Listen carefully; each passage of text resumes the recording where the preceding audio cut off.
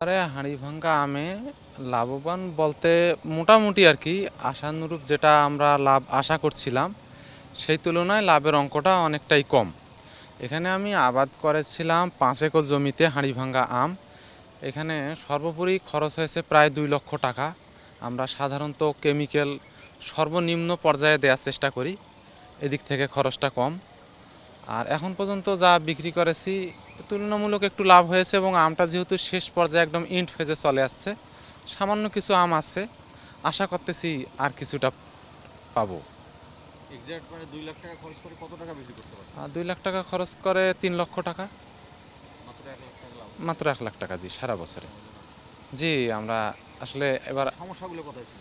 এখানে মেইন সমস্যাটা ছিল হচ্ছে আপনার আবহাওয়াগত সমস্যা, এনভায়রনমেন্টাল প্রবলেম। যেমন আমের জন্য আমাদের মানে এখানে তাপমাত্রা প্রয়োজন 38 ডিগ্রির নিচে, কিন্তু অনেক সময় 38 ডিগ্রির উপরে চলে গেছে, আবার দেখা গেছে যে তার পরের দিন 15 ডিগ্রিতে এসে গেছে। এই তারতম্য হওয়ার কারণে আমাদের যে হাঁড়িভাঙ্গা আমটা অতিরিক্ত পেকে গেছে গাছ থেকে।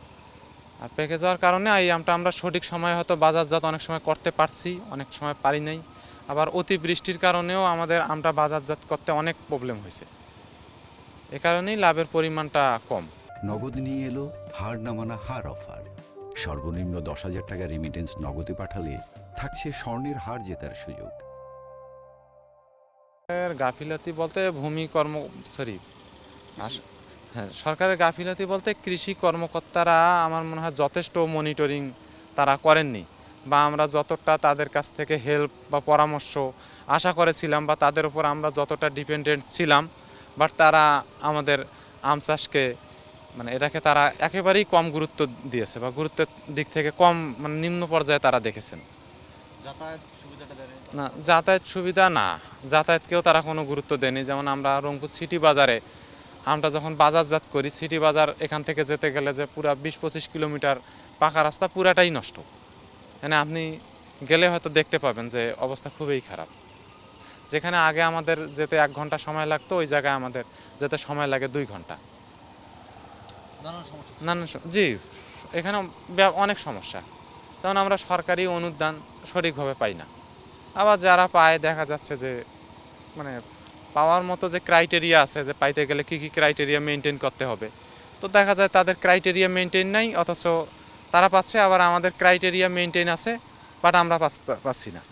সুবিধা বলতে কি, এখানে যেমন আছে বিভিন্ন ইকুইপমেন্ট, সরকারি যে বরাদ্দগুলো থাকে, যেমন আমাদের কীটনাশক, সার সহ, আবার বাজারজাত করতে গেলে যে আমাদের যে মানে পর্যায়ে ট্রেনিং প্রয়োজন, আমাদের মিঠাপুকুরের কৃষি কর্মকর্তারা আমাদের যথেষ্ট পরিমাণ ট্রেনিং করাননি, বা আমরা যদি ওনাদের কাছ থেকে ট্রেনিং চাই, তারা আসলে করাতে চান না।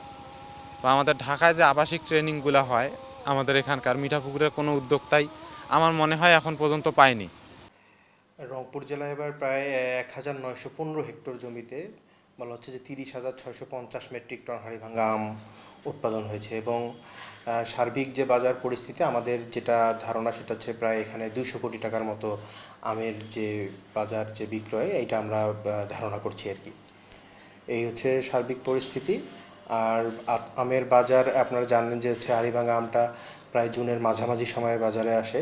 তো শুরুর দিকে বাজারটা একটু কম থাকলেও এখন যে ট্রেন্ডটা দেখতেছি, এখন প্রতিদিনই বাজার হচ্ছে ঊর্ধ্বমুখী হচ্ছে। এখন যেটা দেখা যাচ্ছে যে বাজারে প্রায় 70 টাকা ক্রস করে গেছে প্রতি কেজিতে হাড়িভাঙ্গা আমের দাম, এবং আমরা আশা করতেছি এইটা হচ্ছে ডে বাই ডে যত আগাবে এবং দামটাও আরও বাড়তে থাকবে।